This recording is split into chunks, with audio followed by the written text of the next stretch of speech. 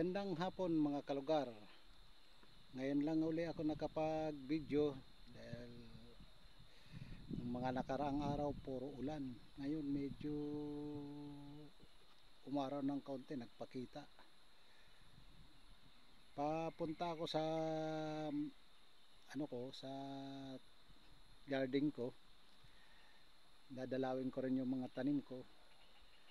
Kasi kahapon pumunta ako, kaso lang malakas ang ulan, malakas pa rin ang ulan, hindi ko na ayos. Ngayon maghahawan ako, lisan kung ano pang dapat kong magawa.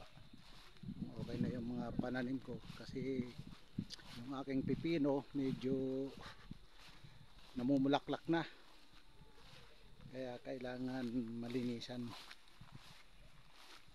Sayang naman kung mapapabayaan, kaya ganun.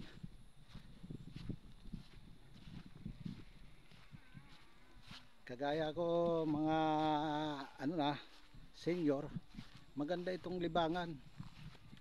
Sa ko lang sa kapwa kong mga senior, kaysa nandun ako sa bahay nakatambay, nananakit yung mga tuhod ko, dito na lang ako sa garden ko magtanim.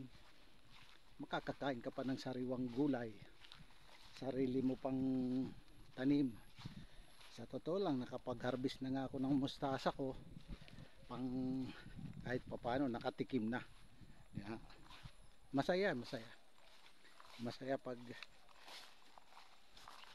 ikaw mismo, di kagaya nung nasa Manila ako, bawat kakainin ko bibilhin sa palengke. Samantala dito, sarili mong tanim, aani ka, tapos ikaw pa rin magluluto. Sa ngayon pang lang muna, pang sarili.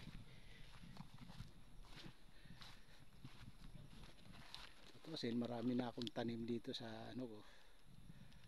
may mga saging, malalaki na rin yung aking mga kalabasa. Medyo bumubulaklak na at bumubunga na mga kalugar. Kita ko sa inyo.